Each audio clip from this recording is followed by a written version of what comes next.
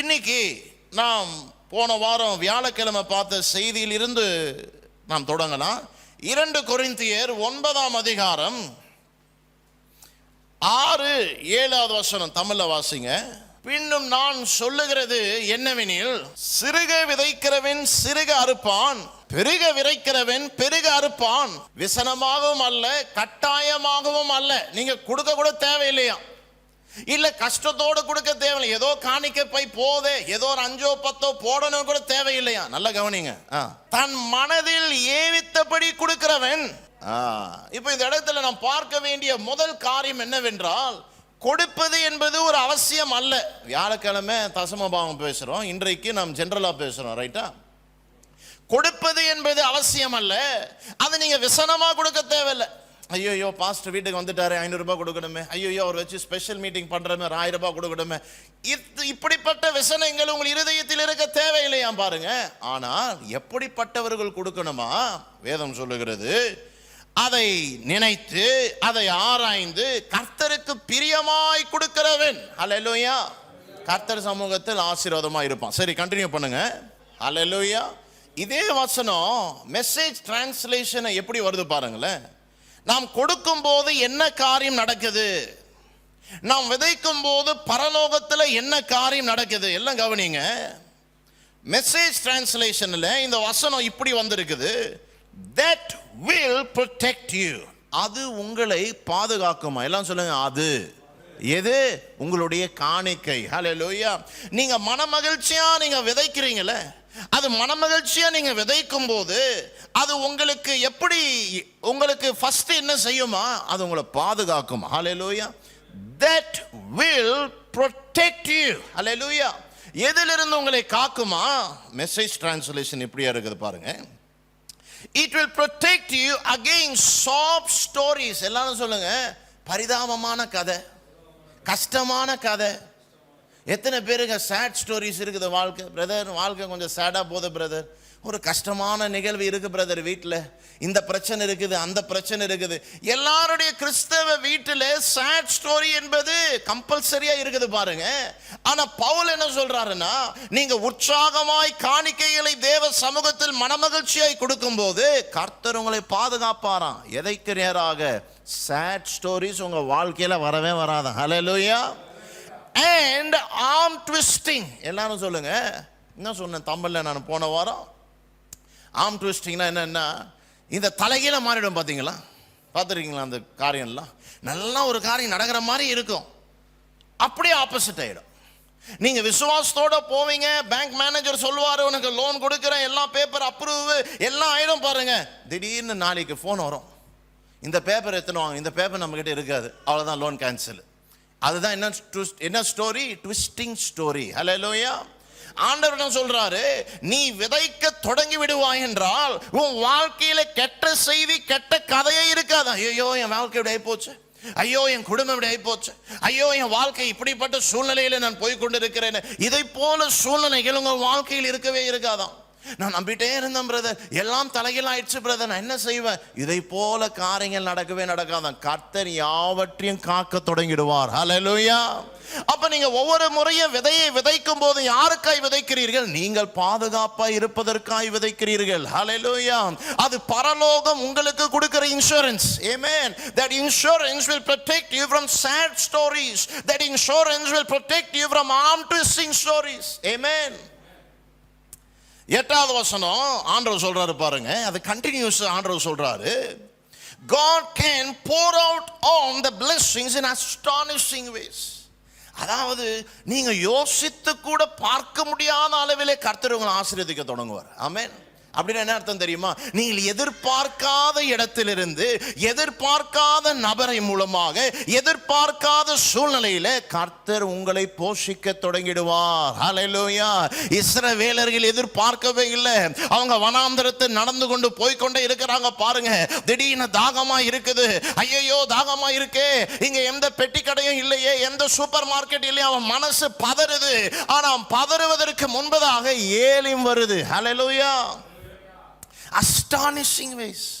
அவன் ஐயோ தண்ணி இருக்கேன் தண்ணி அண்டையில போறான் பாருங்க, தண்ணியை குடிச்சா கசப்பா இருக்குது, ஐயோ இருக்கிற தண்ணி கசப்பா இருக்குது நினைக்கிறான். ஆனா அந்த கசப்பு இனிப்பா மாறுது. that is astounding ways. hallelujah.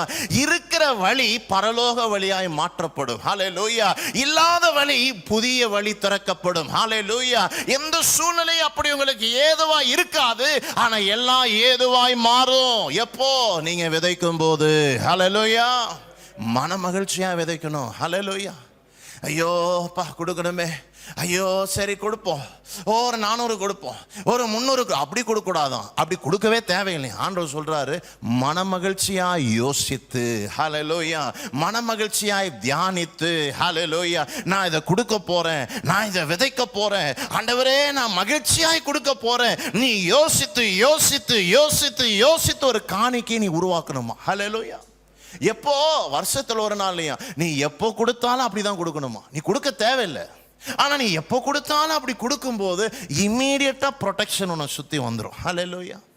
ஐயோ பிரதர் ஃப்ரிட்ஜ் உடைஞ்சிச்சு பிரதர், உடையாம பார்த்துப்பார். ஹல்லேலூயா. ஐயோ பிரதர் கேஸ் போச்சு, தீராம காத்துப்பார். ஹல்லேலூயா. ஐயோ என் பிள்ளைகளுடைய வாழ்க்கை போச்சு, போவாம பாதுகாப்பார். ஹல்லேலூயா. ஐயோ என் காசெல்லாம் போச்சு, உன் காசு போவாம காப்பார். நான் சொல்லல, பவுல் சொல்றாரு. ஆமென். இதை எப்படி காப்பாராம், எப்படி பெருக செய்வாராம்? astonishing ways. hallelujah. astonishing. எத்தனை பேர் படத்துல நயகரா ஃபால்ஸ் பார்த்துருக்கிறீங்க? பார்க்காத மாதிரி இருங்க நீங்க. எனக்கு தெரியும் நீங்க பார்த்துருக்கிறீங்க, உங்களை பார்த்தாலே தெரியுது. நம்ம சென்னையில் இருக்கிற ஆளை பற்றி நமக்கு தெரியாதா? ஆமே. அப்படியே ஆன்னு பார்ப்போம், ஒரு செகண்டு அப்படியே அசந்து போவோம் பாருங்க. நாங்கள் பொய்யே இருக்கிறோம் பாருங்க. நயகரா ஃபால்ஸ் பக்கத்தில் போகிற வரைக்கும் ஒன்றும் இல்லாத மாதிரி இருக்கும் பாருங்க. அந்த நயகரா ஃபால்ஸ் கிட்ட போயிட்டீங்கன்னா அப்படியே மெய்மறந்து போயிடுவீங்க பாருங்க. ஹல்லேலூயா. அதற்குன்னா மேல ஆண்டவர் உங்களுக்கு செய்வார். ஹல்லேலூயா. சரி பாருங்க, கண்டினியூ பண்ணுவோம். 8 to 11 வசனத்தினுடைய பஞ்ச் லைனை மட்டும் உங்களுக்கு மெசேஜ் டிரான்ஸ்லேஷன் இருந்து எடுத்து சொல்றேன். நீங்க பின்பதாக இந்த தமிழ் வேதாகமத்தையும் ஆங்கில வேதாகமத்தையும் மற்றும் மெசேஜ் டிரான்ஸ்லேஷன் வேதாகமத்தையும் நீங்க பார்த்து ஆராய்ந்து கொள்ளலாம். பாருங்க, இப்ப இங்க இருக்கு பாருங்க, அற்புதமான வசனம். Right giving ways never run out. எல்லாரும் சொல்லுங்க, சரியான முறையில் விதைக்கிறவனுக்கு பற்றாக்குறை இருக்கவே இருக்காதான். ஹல்லேலூயா. எப்படி? Right giving ways never run out, never wear out. ஹல்லேலூயா.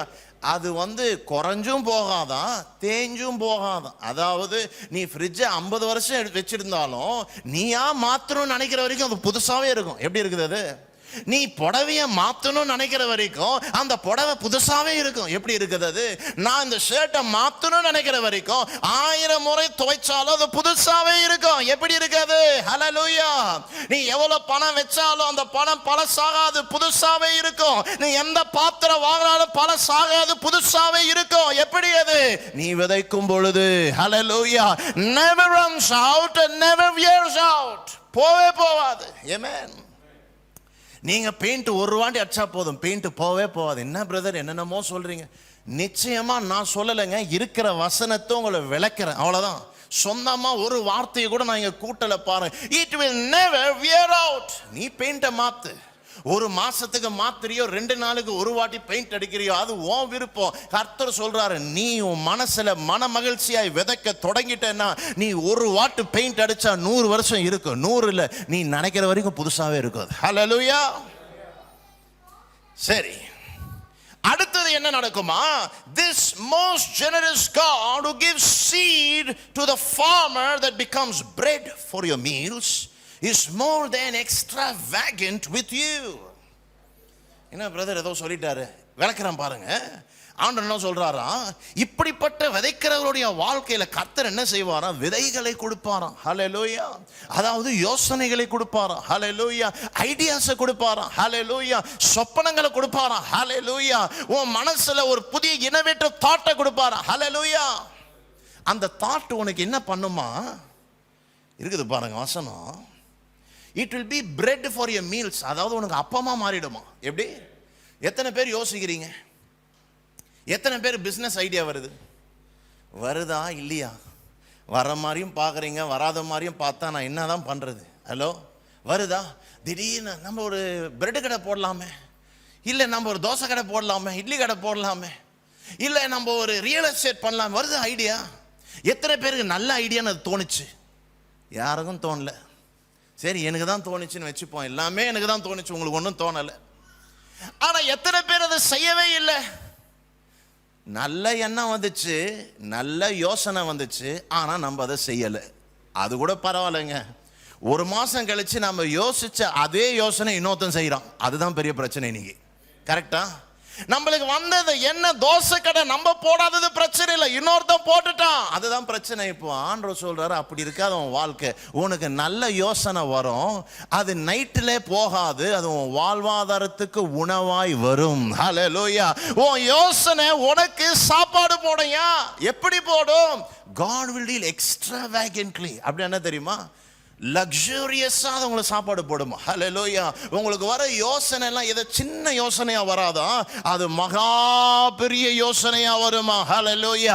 சில பேருக்கு மகா பெரிய யோசனை வருது, ஆனா செயல் நடக்கல. ஆண்டவர் சொல்றாரு, நீ மன மகிழ்ச்சியாய் விதப்பாய் என்றால் ஒரு பெரிய யோசனை உனக்கு கொடுப்பேன். அந்த யோசனையை நான் செயல்படுத்தி உன்னை ஆசீர்வதிக்கவே ஆசீர்வதிப்பேன். ஹல்லேலூயா. இதெல்லாம் எப்படி பிரதர் நடக்கும்? இதெல்லாம் நீ கொடுக்கிற காணிக்கையின் மூலமா நடக்கும். ஆமென். அப்ப காணிக்கை என்பது ஏதோ சும்மா நான் யோசிச்சேன், ஐயோ அந்த பழைய நோட்டு இருக்குது, ஐயோ அந்த சில்லறை இருக்குது, ஐயோ எனக்கு கொஞ்சம் 1000 ரூபாய் எக்ஸ்ட்ரா வந்துருச்சு, கர்த்தருக்கு நன்கொடை கொடுக்கிறேன். கொடுக்காதீங்க. நான் சொல்றேன், இன்றைக்கு உங்களுக்கு கொடுக்கிற நல்ல செய்தி என்னவென்றால், காணிக்கை தேவனுக்கு கொடுக்காதீங்க. ஹல்லேலூயா. தேவன் உங்களை ஏவப்பட்டு நீங்கள் மன மகிழ்ச்சியாய் அதை யோசித்து அதை சிந்தித்து அதிலே பூரணம் அடைந்து நீங்கள் விதைக்கிற விதைதான் உங்களை ஆசீர்வதிக்கும். ஹல்லேலூயா.